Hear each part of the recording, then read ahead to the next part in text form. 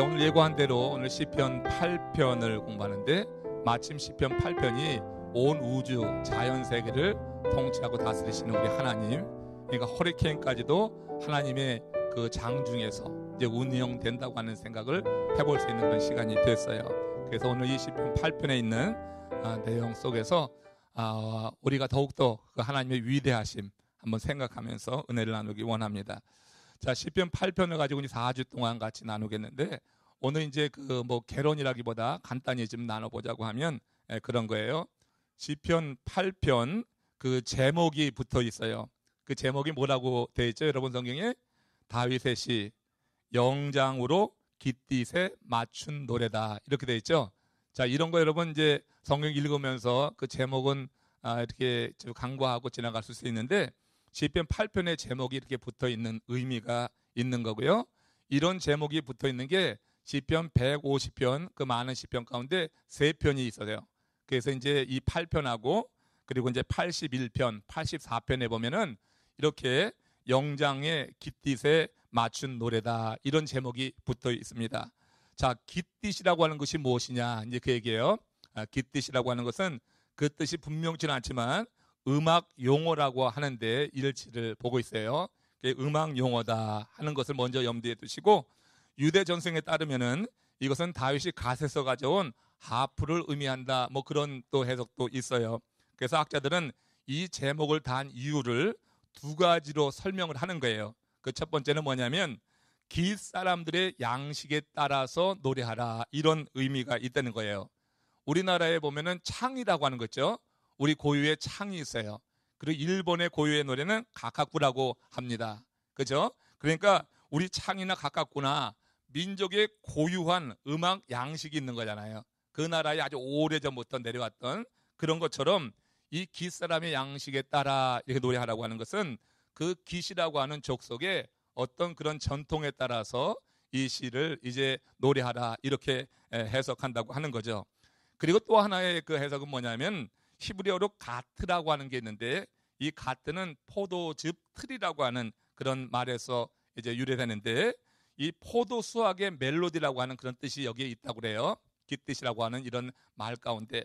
그래서 이 두 가지를 한번 저는 같이 합해서 생각을 할 때, 이 포도즙 틀의 멜로디라고 하는 것은 풍성함 그리고 기쁨의 그런 노래거든요.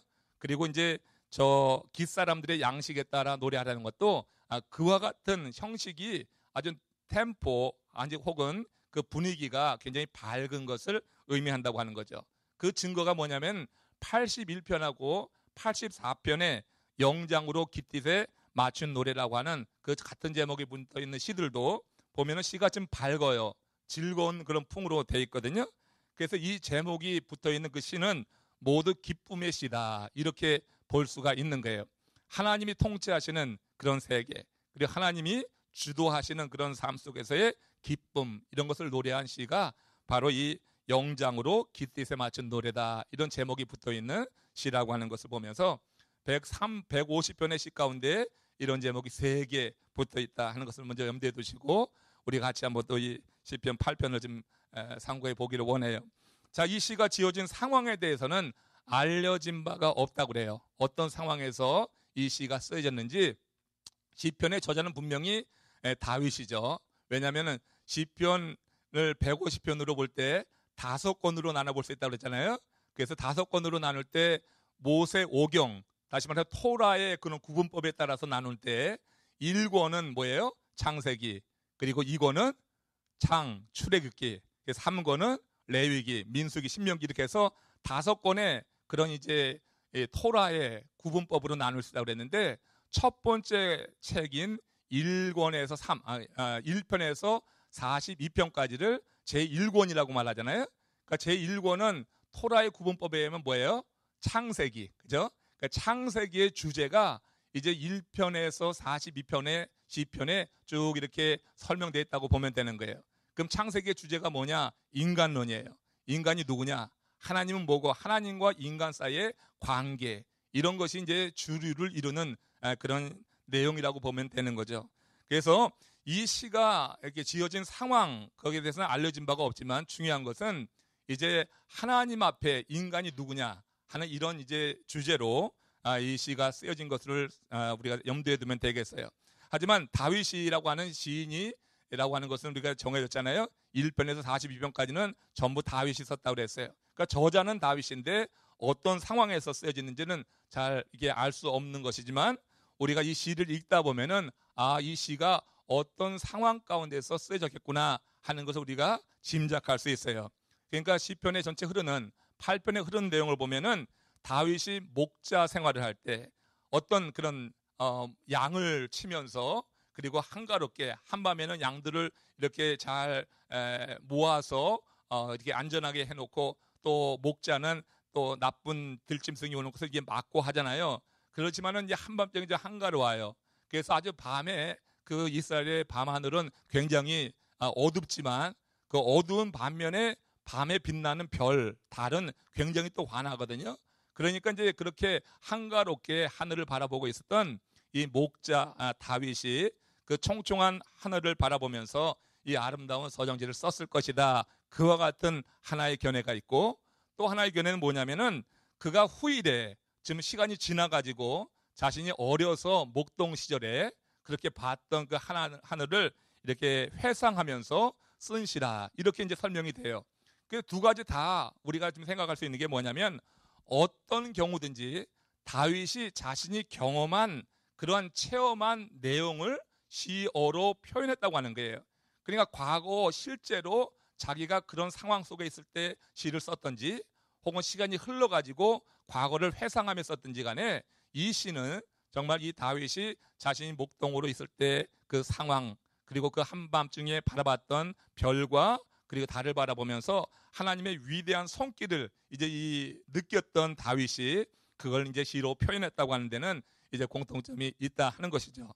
그러니까 모든 시가 사실은 감동을 주는 거는 우리들 마음에 감동을 주는 것은 그 사람이 경험한 것이 우리가 볼 때 이해가 되는 거예요. 공감이 되는 거예요. 누군가 시인이 자신이 경험하지 않은 것을 우리 모든 사람에게 공감이 되도록 쓰기는 힘들어요. 우리가 시어라고 하는 것, 특별히 시적인 그 시상을 가지고 시를 쓸 때 그 시인이 자신이 아주 굉장히 놀라운 일이 아니더라도 일상생활 속에서 경험한 이야기. 근데 평범한 사람은 그걸 보질 못해. 근데 시인들은 평범한 삶 속에서 그 속에 담겨 있는 굉장히 어떤 감동적인 면, 우리에게 주는 그 교훈 같은 것을 시상에서 이제 뽑아서 시를 쓰잖아요. 그런 점이 이제 공감이 되는 거죠. 지금 여러분 이 다윗이 쓴 이런 시는 일반 사람들은 잘 보지 못했던 거야. 이 이전에 그 누구도 그렇게 표현하지 못했던 건데 지금 다윗이 목자로서 양을 치면서 그 봤던 밤하늘의 그 장면들을 이렇게 풀어놨을 때 많은 이들, 특별히 하나님을 믿는 하나님의 사람들은 이 다윗이 쓴 그 경험들, 다윗이 경험 속에서 쓴 이 시를 보면서 크게 감동할 수 있었다고 하는 거죠. 그래서 이 시가 지어진 상황에 대해서는 잘 알려지지 않았지만 아무튼 다윗의 삶을 되돌아볼 때 다윗이 직접 체험한 그런 경험을 이렇게 표현한 것으로 많은 하나님을 신실하게 섬기는 자들에게 정말 이 시는 굉장히 은혜롭고 감동적인 그런 이제 시로 경험될 수 있다고 하는 거예요. 자, 보세요. 흔히 시라고 하면은 동서고금을 막론하고 자연의 아름다움을 노래하는 경우가 많아요. 시는 자연 속에서의 그 아름다움을 노래한 게 정말 많잖아요. 요즘 같으면은 가을을 노래하는 그런 시가 이제 많이 있을 거예요. 그런데 자연을 노래한 시, 이것이 일반적인 그런 세상 사람들이 자연을 노래하지만 근데 성경에는요 자연을 노래한 시가 그렇게 많지가 않아요. 그러니까 시편 150편이나 되는데 150편 가운데 자연을 노래한 시편은 4편밖에 없어요. 그러니까 4편, 8편, 19편, 29편, 104편 이렇게 갖고 자연을 노래한 게 4편밖에 되지 않아요. 그리고 자연을 소재로 그렇게 쓴 시라 할지라도 어떤 경우든 자연 자체를 찬양하는 그런 시는 하나도 없어요. 이렇게 된 이유가 있는 거예요. 자연을 노래한 시가 많지 않을 뿐만 아니라 자연을 노래한 시라 할지라도 자연 자체를 숭배하고 찬양하는 그런 시는 없다고 하는 거예요. 그 당시 고대 근동 주변 민족들에게 자연은요 하나의 숭배의 대상이었어요. 그 자연의 모든 현상은 하나의 숭배의 대상이 됐다는 거죠. 그래서 여러분 뭐 이제 허리케인 이런 거 이게 한번 일어나게 되면 이건 굉장한 이제 어떤 대단한 그런 이제 그런 숭배 대상이 될 수도 있는 거고 두려움의 대상이지만 다른 한편으로 또 그렇게 숭배 대상도 될 수 있었어요. 인간이 감히 다가갈 수 없는 해와 달을 신으로 생각하고 숭배하는 것을 아주 당연했어요. 왜냐하면 그 해와 달은 도저히 인간이 다다를 수 없는 그와 같은 대상이었거든요. 그러니까 해를 숭배하고 달을 숭배하는 것이 너무 당연했다. 그런데 성경의 시인들은요, 해와 달을 바라보는 시각이 그 당시에 이방인들이 바라보는 것과 전혀 다르다고 하는 거예요. 이방인들은 해를 바라보며 달을 바라보며 그것을 신처럼 그렇게 숭배하고 섬겼는데, 그런데 여러분 유대인들은 전혀 달랐어요. 해와 달, 별을 하나님이 만든 피조물로 보는 인식이 강하기 때문에 그 이방인들이 바라보는 것과 유대인들이 해, 달, 별을 바라보는 것은 전혀 다르다고 하는 거예요. 그런 인식, 그것은 이스라엘의 창조 신앙의 뿌리를 두고 있는 거예요. 그죠? 우리도 이제 갖고 있는 창조 신앙의 뿌리를 두고 있어요. 왜 그런 인식을 갖고 있느냐? 창세기 1장 16절 말씀 같이 읽어보겠어요. 창세기 1장 16절입니다. 같이 있습니다. 하나님이 두 큰 광명을 만드사 큰 광명으로 낮을 주관하게 하시고 작은 광명으로 밤을 주관하게 하시며 또 별들을 만드셨다. 이게 뭐예요? 이게 창조 기사거든요. 그러니까 유대인들에게는 이 창조 신앙이 있어요. 큰 광명은 뭐예요? 해죠. 그리고 뭐예요? 작은 광명은 뭐겠어요? 달이죠. 그렇죠? 그래서 이 해와 달을 하나님이 만드시고 주관했다고 하는 창조 그 신앙이 그 유대인들의 근본 신앙의 뿌리가 되어서 그들의 삶을 다스리고 있기 때문에 이방인들은 해와 달을 도저히 다다를 수 없는 어떤 대상으로 봐서 숭배의 대상으로 봤지만 유대인들은 뭐예요? 그 해와 달, 그것을 그들이 믿는 하나님이 만든 피조물로 보기 때문에 그것을 숭배한다고 하는 것은 뭐야? 해와 달을 숭배하면 뭐가 되는 거예요? 그게 우상 숭배가 되는 거죠. 그러니까 해와 달을 절대 숭배할 수가 없는 거예요. 이방인들은 다다를 수 없는 어떤 대상이라고 해서 숭배 대상으로 그것을 삼았지만 유대인들은 이 창조 신앙의 뿌리를 두고 있기 때문에 절대로 그 해와 달을 숭배할 수가 없는 거예요. 그렇게 되면 큰일 나는 거예요. 제1계명을 어기는 거란 말이에요. 우상 숭배가 되어서, 그래서 시편에서 자연에 관한 시가 이렇게 몇 편 되지도 않고 자연과 관련된 시가 있다 할지라도 절대로 아무리 어마어마한 자연이라 할지라도 숭배의 대상으로 여기지 않았다고 하는 것을 우리가 염두에 둬야지 돼요. 그 생각을 가지고 이 8편을 읽으면은 더 이제 이해가 잘 되고, 그리고 이래서 이런 표현을 했구나 하는 것을 우리가 알게 됩니다. 이러던 성경은 인간을 포함해서 세상의 모든 만물을 피조물로 보는 거예요. 그렇죠? 우리도 그렇게 믿죠? 그러니까 세상의 모든 것이 하나님이 만드신 그런 피조물이다. 그래서 시편의 시 중에서 자연을 노래한 시는 아무리 웅장한 자연의 모습을 보더라도 그것이 절대 숭배의 대상이 아니고 그 자연을 창조하신, 그렇죠? 그 자연을 창조하신 하나님에 대한 찬양으로 마무리되는 거예요. 앞에서 아주 엄청난 자연에 대해서 노래하지만 결국 그 시의 결론에 가서는 그 자연을 창조하신 하나님을 높이는 것으로 마무리되게 되어 있어요. 그렇지 않으면은 자연이 숭배되기 때문에, 그래서 이 시편에 나오는 시인들은 전부 그렇게 자연에 대해서 많이 노래하지도 않았지만 그 자연에 대해서 쓴 시라 할지라도 결론은 이렇게 마무리된다. 몇 가지 한번 볼게요. 지금 시편 8편도 그렇게 마무리되는 거예요. 시편 이제 8편 9절에도 보면은 그런 표현이 나중에 이제 보겠어요. 그거는. 그리고 이제 19편 14절 보세요. 19편도 자연에 관한 시인데 이 앞부분에서는 자연에 대해서 어떤 그런 하나님이 그 만드신 그런 천체에 대해서 설명이 되지만 결론인 14절에 가서 보면 이렇게 끝나는 거예요. 같이 읽어봅시다. 시작. 나의 반석이시요 나의 구속자이신 여호와여, 내 입의 말과 마음의 묵상이 주님 앞에 연락되기를 원하나이다. 하나님이 창조하신 그 자연이 너무 엄청나지만, 그러나 이 시인은 결론에 가서 이제 하나님을 더 높이는 거죠. 그 자연을 창조하신 하나님 앞에 이제 자신의 마음의 묵상이 연락되기를 원합니다. 이런 고백과 또 시편 29편 11절에 보면은 29편도 자연에 관한 시예요. 같이 읽습니다. 시작. 여호와께서 자기 백성에게 힘을 주시며 여호와께서 자기 백성에게 평강의 복을 주시리로다. 이 앞부분의 내용은 자연의 내용이에요. 자연 내용인데 자연을 높이고 그 웅장함을 그렇게 노래하는데 결론은 이거단 말이에요. 결론은. 그러니까 하나님께서 그 위대한 자연을 그렇게 다스리는 하나님, 그 자연을 만드신 그 하나님을 어떻게 높이는가 결국. 그렇게 자연을 만드시고 운행하시는 그 하나님께 시인이 뭐 하는 거예요? 여호와여 자기 백성에게 힘을 주심이요. 이렇게 되는 거예요. 그 하나님이 당신의 백성에게 힘을 주신다고 하니까 이방인들은 그 자연을 숭배하지만 지금 유대인들, 이 시인은 어떻게 해요? 유대 시인은 그 자연을 만든 하나님께 지금 구하는 거예요. 하나님이 그 백성에게 힘을 주시느니라. 그러면서 하나님에 대한 신실한 고백을 하죠. 그래서 여호와께서 자기 백성에게 평강의 복을 주시려다. 그렇게 위대한 어마어마한 자연을 운행하시는 하나님이 이제 그 삶을 붙들고 있을 때 이런 평강의 은혜가 임할 수 있다고 하는 게. 그러니까 지금 얼마가 왔죠. 허리케인 얼마가 와서 지금 굉장히 지금 많이들 이제 염려들 하고, 우리 이제 토요일 날 뭐예요? 주일 날 이제 여기 온다 그래서 이번에 처음 이제 주일 날 아마 예배를 못 볼 수도 있을 것 같아요. 내일 저녁 때 이제 결정을 해서 다 알려드리겠지만 지금 주말에 그렇게 되기 때문에 굉장히 이제 쉽지 않은 것 같아요. 그러니까 내일부터 새벽 예배도 내일 모레는 쉽니다. 토요일까지도 그렇게 될 것 같아요. 다른 연락이까지. 아무튼 이렇게 굉장한 그런 지금 이런 자연 그 재해라고 할 수 있죠. 이 허리케인이 오면은 굉장한 이런 위험한 일들, 또 우리가 원치 않는 그런 상황이 발생할 수 있지만, 그래서 마음이 좀 염려가 되잖아요. 그런데 우리가 그런 허리케인까지 하나님께서 어떻게 해요? 만드신 거예요. 허리케인을 대적하시는 이는 하나님이라고 시인들은 이야기해요. 그런 것을 만들어낸 거. 지진도 그렇잖아요.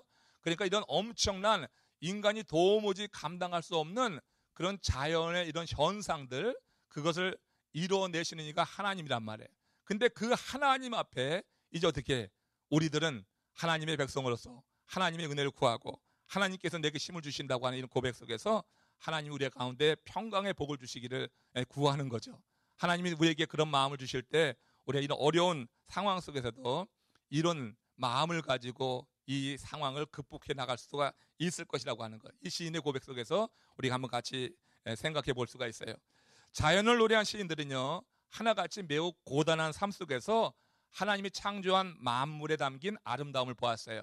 지금 시편 150편 가운데 4편이 자연시라고 그랬는데 그들이 그 시를 쓸 당시에는 다 고단했어요. 육신적으로 힘들었어요. 그런 삶 속에서 하나님이 창조하신 만물을 보는데 그 만물 속에 하나님의 손길이 경험되는 거예요. 그러면서 그 손길이 이렇게 아름다워. 이 아름답다고 하는 표현은 위대하다고 하는 거예요. 위대하다고 하는 거예요. 그 아름다움을 보면서, 그러면서 그 어려운 고단한 삶을 이겨나가고, 지금 여기 이제 고백한 것처럼 자기 백성에 힘을 주시는 이다, 또 그 자기 백성에 평강의 복을 주시는 이다 하는 이런 고백과 믿음의 그런 간증 속에서 자신들의 어려움을 극복해내는 그런 이제 일들을 시에서 보게 되는 거예요. 그들의 시가 이제 그런 시라 볼 수가 있어요. 땅을 바라보면서 하나님의 아름다움으로 가득 차 있는 것을 노래했고, 하늘을 보면서 그 크신 주님의 영광, 권능의 역사로 이 하늘이 굳건히 세워져 있는 것을 보면서 또 노래합니다. 특별히 다윗도 하늘과 땅에 펼쳐진 하나님의 그 작품을 바라보면서 아주 감격에 젖어 있는 거예요. 그 하늘을 보는데 그 하늘의 오묘함, 그 하늘에 걸려있는 달과 별, 그것을 볼 때 하나님의 작품이다, 그렇게 느껴지니까 큰 감격에 젖어서 이 8편 전편에 그런 감동이 흘러가고 있는 것을 봐요. 특히 시편 8편은 다윗이 자연 속에 담긴 하나님의 손길을 표현한 그런 대표적인 시가 된다, 이렇게 말할 수 있어요. 그래서 오늘은 1절 한 절을 이제 같이 보는데 1절의 내용은 9절에 나와요. 9절에 다시 나와서 숨이 쌍관식으로 되어 있는데 9절이 그냥 결론이 되죠. 결국 9절에서 보면은 1절의 내용이 9절에 가는 건데, 그래서 이 자연을 노래한 시편 8편도 결론적으로는 그 자연을 만드신 하나님을 이렇게 높여 찬양하는 것으로 마무리했다, 이렇게 볼 수가 있어요. 자, 8편 1절 같이 읽겠습니다. 시작. 여호와 우리 주여, 주의 이름이 온 땅에 어찌 그리 아름다운지요, 주의 영광이 하늘을 덮었나이다. 자, 1절에서 핵심 단어가 뭐 같아요? 1절의 핵심 단어가 뭐예요? 여러분들이 볼 때는 그렇죠, 그렇죠. 지금 뭐라고 앞부분에 얘기해 주시다. 그렇죠. 저는 여기 1절에서 핵심 단어가 이름이라고 하는 이름, 주의 이름, 그 이름이 참 아름다워요. 근데 그 아름다움이 주의 영광이 되어서 하늘을 덮어. 그래서 1절에서 핵심 단어를 이름이다. 주님의 이름이라고 하는 거. 그래서 1절을 제대로 이해하면은 사실은 시편 8편 다 이해하는 거예요. 그래서 1절에 주의 이름이라고 하는 것, 주의 이름이 온 땅이 어찌 그리 아름다운지요 하는 것이 무슨 뜻이냐. 이제 오늘 이제 1편 1절에 있는 이 말씀을 같이 보겠어요. 이 주의 이름이라고 했을 때 그 이름이라고 하는 단어, 히브리어로는 쉔 그래요. 쉔이라고 하는데 그 이름을 가진 존재의 인격, 성품, 명성을 가리키죠. 그러니까 이름이라고 하는 것은 그 이름을 가진 이의 인격, 성품, 명성이다. 그러니까 이름을 부르면은 연상되는 게 그 이름을 가진 사람의 인격과 성품과 명성이라고 하는 거예요. 이것이 왜 어떤 의미가 있냐면, 여러분 한 예로서 일제시대 때 아이들이 울음을 멈추지 않으면은 엄마들이 뭐라고 했대요? 밖에 누가 왔다? 예, 순사가 왔다. 밖에 순사가 왔다고 하면은 막 아이들이 울다가도 그 어린아이가 뭘 안다고, 그 순사가 왔다고 하면 울음을 뚝 꽂혔다고 하는 이야기가 있잖아요. 그 당시에는 순사라고 하는 이름이 공포의 대상인 거예요. 어린아이지만 순사하면은 그 순사에 담겨진 이미지가 아이에게도 새겨져 가지고 순사라고 말만 했는데, 순사가 자기에게 어떤 해코지를 하지도 않았는데 문 밖에 순사가 와 있다 하는 그 말만 듣고도 아이가 울던 울음을 뚝 꽂힐 만큼 그 이름이, 그 이름 자체, 호칭이도, 이거 순사는 호칭 아니에요?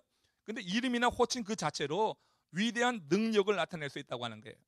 그러니까 쉔이라고 하는 것이, 이것이 그 이름으로 불려지는 대상의 인격과 성품과 명성이라고 하는 것을 제가 설명하기 위해서 그냥 순사라고 하는 그런 이제 예를 들었지만, 그렇게 순사라고 하는 말만 해도 그것이 아이에게 영향을 미치고 그 아이의 행동에 이렇게 어떤 영향을 미쳐가지고 그 아이의 울음을 그치게 했단 말이에요.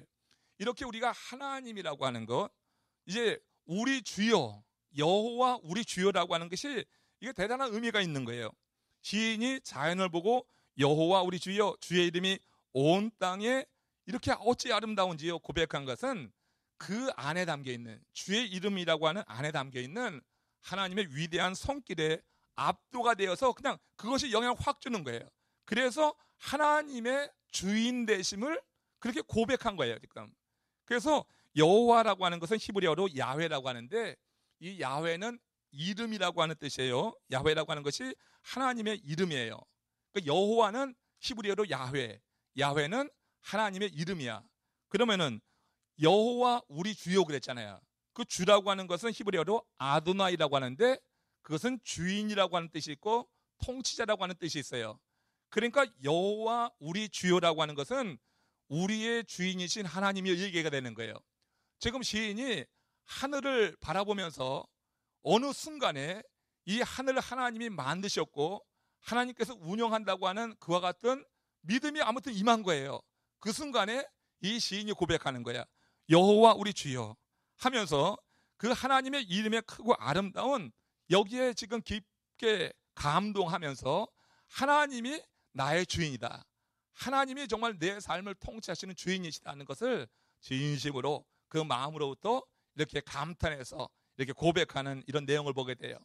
하나님께서 창조하신 그 창조 세계 속에서의 하나님의 손길이 느껴진 그런 시인의 고백이라고 하는 거예요.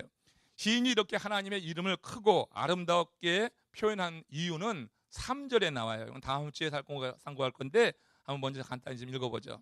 시편 8편 3절 같이 읽어봐요. 시작. 주의 손가락으로 만드신 주의 하늘과 주께서 베풀어 두신 달과 별들을 내가 보니 그랬어요. 자, 여러분, 손가락으로 하나님이 하늘을 만드셨다고 하는 거, 그거 어떤 사람도 그렇게 생각하지 못했어. 이렇게 시적으로 표현한 사람은 다윗 전에 없었단 말이에요. 하늘을 보는데, 어느 날 밤 하늘을 보는데 하나님께서 손가락으로 지으신 것으로 그렇게 어떻게 믿어지는 거예요. 그렇게 이해되는 거예요. 그러면서 하나님께서 또 그 하늘에 달과 별들을 두셨다 하는 이런 그와 같은 감동이 확 밀려오게 될 때, 지금 시인은 여호와 우리 주여, 나의 주인이신 하나님이여, 이 온 우주를 창조하신 그 하나님이 나의 주인이라고 하는 고백 속에서 정말로 평안해지는 거예요. 그 온 우주를 손가락으로 만드신 하나님이 나의 주인이니까 내가 무엇이 염려하고 무엇이 두렵겠는가 하는 그런 고백이 여호와 우리 주여, 하면서 그렇게 하나님의 손가락을 만드신 그런 자연을 볼 때 자기 자신을 넘어서 이제 어떻게 나뿐만 아니라 이런 창조를 이루신 그 하나님을 우리가 다 어떻게 주인으로 섬겨야 된다고 하는 의미가 여호와 나의 주여가 아니라 여호와 우리 주여라고 하는 이렇게 단어 선택 속에서 나타나는 거예요. 이것은 나 혼자만 여호와 하나님을 주인으로 둘 것이 아니라 이런 깨달음을 갖는 그 순간에 이 하나님은 여호와 하나님은 우리 모두의 주인이시다. 그런 의미에서 여호와 나의 주여가 아니라 여호와 우리의 주여 이렇게 하면서 그 하나님을 높여 찬양하는, 그러니까 우리가 자연 속에서 어떤 때는 하나님의 그 손길과 하나님의 그 숨결을 우리가 자연 속에서 어떤 경우 볼 수도 있는 거 아니에요, 우리들도? 그런데 여러분, 이 다윗 시인은 정말 그 목동 시절에 양을 치면서 한가한 그 시간에 밤하늘을 바라보는데 어느 순간 그와 같은 그냥 이런 감동이 일어나면서 진짜 하나님께서 이렇게 온 우주를 지으셨는데 그 하나님이 나의 주인이라고 하니까 두려움이 사라지게 되는 거예요. 그래서 여러분, 다윗의 삶은 사실 주님 안에서의 그런 담대함이 있는 그런 삶이었잖아요. 골리앗 앞에서 두려워하지 않았던 것도 뭐냐면 여호와 하나님이 나의 주인이라고 하는 그런 고백이 결국은 세상의 모든 사람들이 두려워하고 가슴을 쓸어내리는 골리앗 앞에서도 전혀 두려워하지 않고 담대하게 맞설 수 있었던 이유가 된다고 보는 거죠. 이거 천지를 창조하신 그 하나님 앞에 이제 자기 자신을 함께 연결시키면서 그분이 나의 주인이라고 이렇게 아름답게 노래하고 있어요. 자, 그러면은 왜 하필이면 하나님의 이름을 아름답다고 찬양하는 걸까? 시인이 왜 하나님의 이름을 아름답고 한다고? 자, 바로 그 이름 자체에 능력이 있기 때문이다. 조금 전에 말씀드렸던 내용이에요. 그 이름 자체에 능력이 있기 때문에 하나님의 이름을 아름답다, 이렇게 지금 노래하고 있다고 하는 거예요. 우는 아이가 있었어요. 근데 그 우는 아이의 울음소리가 이제 하도 커서 그 산에서 호랑이가 내려왔어요. 호랑이가 내려와가지고 이제 그 우는 아이 집에 도달했어요. 옛날 이야기예요. 근데 이제 마침 그 엄마가 우는 아이를 달래고 있었는데 아무리 달래도 아이가 울음을 그치지 않는 거야. 그러니까 밖에 호랑이 와 있다. 그런데도 아이가 울음을 그치지 않는 거예요. 그래서 이제 호랑이가 자존심이 상했지. 아이가 호랑이가 왔다고 하는데도 울음을 그치지 않아요. 근데 잠시 후에 그 엄마가 호랑이가 왔다고 했는데도 울음을 그치지 않는 아이에게 꽃감을 준다고 하니까 아이가 울음을 또 그치는 거야. 꽃감을 준다고 하니까. 그러니까 밖에 있었던 호랑이가 자존심이 상하는 거야. 아니, 호랑이가 왔다는데도 울음을 그치지 않더니 꽃감을 준다고 하니까 울음을 그쳐? 그러니까 호랑이 생각에 꽃감이 자기보다 더 무서운 거로 생각했다 하는 옛날 이야기예요. 꽃감이 자기보다 더 무서운 거야. 여러분, 어떤 이름이 갖고 있는 그런 이제 이미지를 생각하세요. 아이에게 울음을 그칠 수 있게 만들 건 그 꽃감을 볼 때 호랑이 입장에서는 그 아이에게 이 꽃감이 갖고 있는 영향력은 자기보다 더하다고 하는 것을 이제 보게 되는 거죠.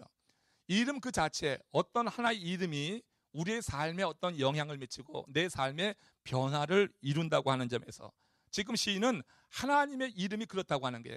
하나님의 이름이 아름답다고 하는 것은 그 하나님의 이름을 부르는 그 순간 하나님께서 자신의 삶 속에 역사하시고 그 삶을 통치하시고 다스리는 것이 확실하게 경험이 된 것을 지금 이렇게 아름답다고 노래하는 거예요.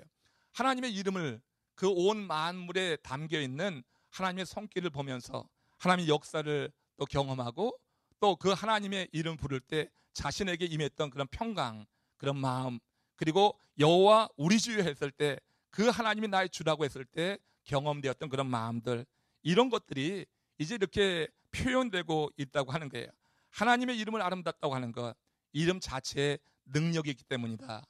여러분, 우리가 주의 이름을 부를 때 주님의 이름이 우리의 삶에 얼마만큼 영향을 미치고 있는지 모르겠어요. 주님의 이름이 내 삶에 정말 큰 영향을 미쳐서 우리 인생에 정말로 두려운 일이 별로 두렵지 않게 하나님 주신 평강으로 우리 마음이 다스려질 수 있기 바라요. 그래서 2절에서 지금 그 얘기를 하는 거예요. 2절에서 그 이름의 위대함, 그 이름 자체에 능력이 있어가지고 이런 일들이 있게 되는 거예요. 이걸 이제 시편에서 이제 다윗이 한 예로 말하고 있는 건데, 시편 8편 2절 말씀 같이 읽어봅시다. 시작. 주의 대적으로 말미암아 어린 아이들과 젖먹이들의 입으로 권능을 세우시며 이는 원수들과 보복자들을 잠잠하게 하려 하십니다. 이게 무슨 얘기예요? 젖먹이 철부지 어린아이도 하나님의 이름을 부르기만 하면 원수를 물리칠 수 있다고 하는 거죠. 그러니까 주의 대적으로 말미암아 어린 아이들과 젖먹이의 입으로 권능을 세운다. 어린아이와 젖먹이가 주의 이름을 부르면은 그것이 능력이 돼가서 주의 대적들이 사라지는 거예요. 그래서 원수들과 보복자들을 잠잠케 한다고. 그렇게 젖먹이 철없는 아이도 주의 이름을 부르면 그 아이가 뭘 알아서, 근데 주의 이름을 부르는 그 영혼을 하나님께서 지키기 위해서 원수들로 이렇게 잠잠하게 한다고 하는 거예요. 우리가 주의 이름을 부를 때 주님의 이름이 내 삶 속에 그만큼 영향을 미친다고 할 때 주의 이름은 아름다운 이름이 되는 줄로 믿습니다. 주님의 이름이 아름답다고 하는 것, 위대하다고 하는 것, 그 이름을 불러서 그 이름의 영향, 그것이 내 삶에 미쳐지는 것, 이것을 이제 이렇게 표현을 했다고 할 수 있어요. 실제로 다윗은요, 아주 어렸을 때 아까도 이야기했지만 골리앗 장군을 물리쳤잖아요. 블레셋의 골리앗 장군을 물리칠 때 그때 다윗이 골리앗에게 뭐라고 했는지 한번 다시 확인해 보세요. 사무엘상 17장 45절, 여기서 다윗이 골리앗에게 이제 나서서 나가면서 싸우면서 한 이야기예요. 같이 읽습니다. 다윗이 블레셋 사람에게 이르되 너는 칼과 창과 칼과 단창으로 내게 오거니와 나는 만군의 여호와의 이름 곧 내가 모욕하는 이스라엘 군대의 하나님의 이름으로 내게 나가노라. 그래서 여호와 하나님의 이름으로 나가는 거잖아요. 여호와 하나님의 이름에 대해서 다윗은 어떻게 해요? 확신을 하고 있는 거예요. 내가 여호와 하나님의 이름을 부르면 눈에 보이지 않는 그 하나님께서 내 삶 속에 어떻게 개입하시고 내 삶을 하나님이 지켜주실 것이라고 하는 그런 아주 확실한 믿음이에요. 그러니까 주의 이름이라고 하는 것은 이게 무형적이잖아요. 눈에 안 보이잖아요. 그냥 믿는 사람에게 그 주의 이름이 갖는 권능, 영향력이 반드시 있다고 하는 이 믿음이 이런 담대함을 갖게 한단 말이에요. 그러니까 우리가 주의 이름을 부를 때 지금 이 다윗과 같은 그런 마음으로 주의 이름을 부른다고 하면 오늘도 우리가 주님께서 우리도 마음 가운데 주시는 평강의 복을 먼저 누릴 것이고, 그리고 주님께서 우리 마음 가운데 주시는 담대함도 경험할 수 있다고 저는 확신합니다. 주님의 이름은 그런 능력이 있어요. 지금 창조주 하나님의 능력을 찬양하되 하나님의 이름으로 찬양하는 이유, 왜 하나님의 이름으로 찬양하냐? 그게 바로 여기 있다. 그 이름의 능력, 그 자체의 능력이 있어서 지금 시인 다윗은 지금 하나님의 능력을 찬양하되 그 이름으로 찬양한다. 그 이름이 어찌 아름다운지요 하는 것은 바로 그 이름 자체의 능력 때문에 고백하는 그런 말이라고 할 수 있어요. 이렇게 하나님의 이름으로 찬양하는 다윗을 하나님이 사랑하지 않을 수가 없는 거예요. 하나님이 하나님의 이름으로 찬양하는 다윗, 여러분 세상 모든 피조물들 안에 담긴 당신의 손길을 알아봐 주기 때문에 하나님이 다윗을 사랑하는 거예요. 아무도 그 손길을 몰랐어. 이전에 그렇게 천지 만물에 하나님의 손길이 있다고 그렇게 아름답게 노래하지 않았어요. 그걸 숭배하려고 했지. 자연을 숭배하려고 했지. 그 자연 속에 하나님의 손길이 있다고 하는 것을 느끼고 그 하나님의 손길이 있는 것을 찬양한, 그 하나님을 찬양한 그런 시인이 없었어. 그래서 지금 다윗이 세상 모든 피조물 속에 담겨있는 하나님의 손길을 알아봐 주는 거예요. 알아봐 주는 거예요. 하나님께서 이루셨습니다. 하늘을 하나님의 손가락으로 지으셨네요. 하나님께서 여기 달을 걸어 두시고 별을 두셨네요. 그러니까 이 천체를 보는데 이게 하나님이 하신 일로 그렇게 고백이 되는 거예요. 그러니까 하나님께서 다윗을 사랑하지 않을 수가 없는 거예요. 여러분 우리가 교회에서 한번 봐요. 조그만 일을 하나 했어도 누군가 알아주면 어떻게 해요? 굉장히 그 사람이 사랑스럽죠. 그렇잖아요. 내가 무슨 사역을 했는데 아무도 안 볼 때 사역했어. 근데 그것을 알아봐주고 그 일하느라고 참 애쓰셨어요. 찬양단을 하는데 찬양하는 그런 모습에서 내가 감동받았어요. 내가 한 일에 대해서 누군가가 알아주면 어떻게 그 사람이 사랑스러운 거예요. 내가 한 사역, 내가 만든 일을 누군가가 알아주면 너무 좋은 거 아니야. 그렇잖아요. 지금 여러분 창조 신앙에 뿌리를 두고 있는 유대인들, 그리고 여기에서 특별히 이제 다윗이 온 이 천지 만물을 바라보는데 하나님께서 손가락으로 이 하늘을 만드셨네요. 하나님께서 만드셨잖아요. 근데 다윗이 그걸 인정해 주는 거 아니야. 누구도 그 천지를 바라보면서 그렇게 말한 사람들이 없었어. 이방인들은 그걸 숭배하려고 했지 그걸 하나님이 만들어뒀다고 아무도 표현하지 못했어요. 근데 시편 8편에서 지금 다윗이 목동 시절에 그 경험이야. 그 한밤중에 깜깜한 밤중에 그렇게 빛나는 별을 보고 달을 보면서 하나님께서 이거 손가락으로 하늘을 만드셨네요. 하나님이 창조하신 이 피조세계 아니겠어요? 근데 여러분 하나님께서 창조하신 피조세계를 이제 다윗이 알아준 거란 말이에요. 인정하는 거란 말이에요. 하나님께서 이렇게 만드셨습니다. 그래 하나님이 이뻐 죽는 거지. 그죠? 다윗이 이쁜 거예요. 그러니까 하나님이 이루신 일을 그렇게 알아주는 다윗이 너무 사랑스러운 거예요. 하나님의 마음에 합한 자가 되는 거예요. 우리 하나님께서 우리 삶 속에 이루신 일이 있어요, 없어요? 여러분 우리 삶 속에 하나님께서 이루신 일이 반드시 있어요. 그걸 여러분 인정하시고 감사하시기 바랍니다. 하나님이 내 삶 속에 이루신 일이 있단 말이에요.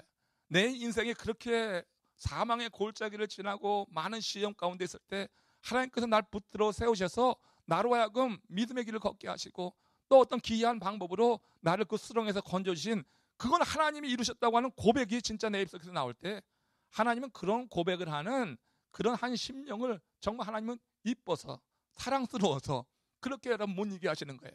하나님의 행하신 일에 대해서 우리가 인정한다고 하는 것이 신실한 신앙을 하는 거예요. 신앙생활 하는 거예요. 하나님이 행하셨습니다 고백할 때 우리의 신앙이 그만큼 자라가는 거예요. 내가 한 것이 아니라 하나님이 이렇게 이루셨습니다. 지금 시편 8편을 보면서 1절에서는요 이 점을 절대로 놓쳐서는 안 되는 거예요. 모두가 다 그런 이방 세계에서는 그렇게 우상 숭배하듯이 천체를 바라보면서 숭배하려고만 했지. 근데 그것을 지으신 이가 하나님이시고 하나님께서 그것도 그 웅장한 그 엄청난 하늘을 손가락으로 말이야 그냥 이렇게 하니까 됐다고 하는 거 하나님의 위대함을 노래하는 거잖아요. 그러니까 1편에서 주의 이름이 어찌 그리 아름다운지요 이렇게 하면서 주의 영광이 온 땅에 충만하나이다. 그 하나님이 이루신 일로 이 모든 피조 세계에 되어진 그 천체 만물을 보면서 정말로 위대한 신앙 고백과 함께 하나님께 영광 돌리는 이 다윗을 하나님이 어찌 그냥 두시겠냐고요. 이렇게 자기의 일을 인정해주는 다윗의 삶 속에 그래서 하나님은 늘 함께 하시는 거예요. 그가 실수했을 때는 그를 책망했잖아요. 그를 채찍했잖아요. 그에게 정말 아픈 그런 순간도 있었잖아요. 그렇지만 절대로 하나님이 다윗을 버리지는 않았어요. 하나님의 그런 위대함을 인정하고 그 안에 살기를 원했던 다윗을 하나님께서 정말 항상 이렇게 세우시기 위해서 그를 이끌어 나가시는 그런 내용들을 우리 성경에서 역사서에서 많이 볼 수가 있어요. 당신을 찬양하는 다윗을 바라보는 하나님 역시 이 다윗이 정말로 기뻤다. 다윗은 하나님을 기쁨으로 바라보고 있는데 하나님도 그 다윗을 보면서 정말 기뻐하고 정말 즐거워하는 그와 같은 아름다운 관계, 이것이 여러분 우리가 추구해야 될 하나님과 우리 인간 사이에 그와 같은 아주 아름다운 모습이 돼야 될 줄로 믿습니다. 우리가 그렇게 하나님을 섬길 때 하나님께서 우리 삶 속에 당신의 그 손가락으로 당신의 손길로 우리의 삶 속에 다스리시고 천지를 지신 그 손가락이라고 하면 우리 한 개인의 문제가 아무리 어렵고 힘들고 도무지 극복하기 어려운 일이라 할지라도 그 하나님의 손길이 우리와 함께 하신다고 하면 어려운 일이 없을 거다 하는 그와 같은 담대한 믿음이 우리 가운데 일어나게 될 줄로 믿습니다.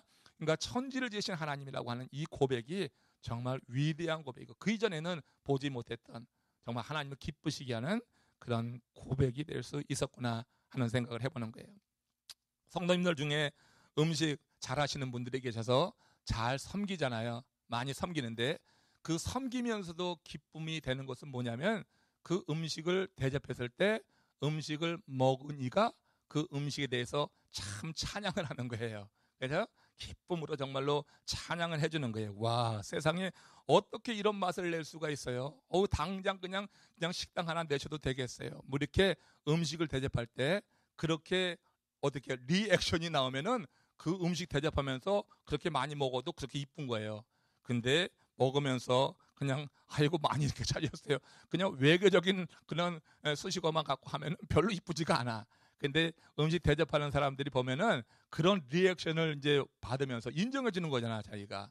그렇잖아요. 자기가 만든 거에 대해서 상대가 인정해 줄 때 기쁨이 있는 거잖아요. 그렇잖아요. 음식 잘 대접하는 분들은 잘 알 거예요. 그 기쁨 없으면 그거 못해요. 우리 하나님이 만드신 세계예요. 하나님이 만드신 세계를 하나님이 정말 이렇게 위대하게 만드셨네요. 당신의 손끝에서 어떻게 이렇게 아름다운 이런 세계가 만들어졌나요? 어떻게 이렇게 밝게 빛나는 별이 만들어지고 그 밤하늘을 밝게 비추는 달을 하나님 만들 수 있었어요. 이렇게 지금 시인이 지금 1절에서 노래하고 있는 거예요. 그래서 그 고백 속에서 매일 첫 번째 여호와 우리 주여, 이리 잔지 자연을 만드신 그 하나님 앞에 하나님 당신이 나의 주인입니다. 그래서 그 깨달음이 내 자신뿐만 아니라 함께 자기가 사랑하는 모든 이들이 같이 그 하나님을 주님이다, 주인이다 고백했으면 좋겠다는 바람이 여호와 나의 주여가 아니라 여호와 우리 주여, 이렇게 지금 고백되어서 노래하고 있다고 하는 것이에요. 다윗처럼 하늘과 땅을 바라보며 이렇게 감격할 수 있는 마음은 참 순수한 마음이고 복된 마음이에요. 자연을 보고 감동하는 사람은 악한 사람 없어요. 자연을 바라보면서 거기서 더 나가서 하나님의 손길을 느낀다고 하면 절대 악의는 없다고 생각해요. 그럴 수가 없는 거죠. 이런 마음으로 시를 쓴다는 것은 분명히 하나님이 허락하신 특별한 은혜다. 하나님께서 다윗의 눈을 열어서 우주 만물이 하나님이 창조하신 세계로 보이는 은혜를 베푸신 것이다. 이는 그가 그토록 어려운 상황 속에서, 정말 힘든 상황 속에서도 하나님의 뜻 안에 살고 있었기 때문에 하나님께서 열어주신 특별한 선물이라고 하는 거예요. 여기서 이제 결론적으로 한마디 하고 마치겠는데, 하나님의 뜻대로 사는 사람들, 그렇게 천지만물에서 하나님의 손길을 느끼는 사람들은요, 하나님의 이루신 그 일을 보고 감동만 하는 게 아니에요.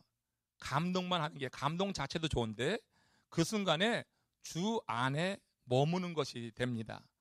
우리가 하나님이 만드신 자연을 보면서 감동하는 그 순간에 우리는 주님 안에 머무는 거예요. 그래서 어떻게 삶에 대한 염려, 근심으로부터 자유하게 되는 거예요. 우주에 충만하신 하나님을 온몸으로 느낄 수 있어서 두렵지가 않은 거예요.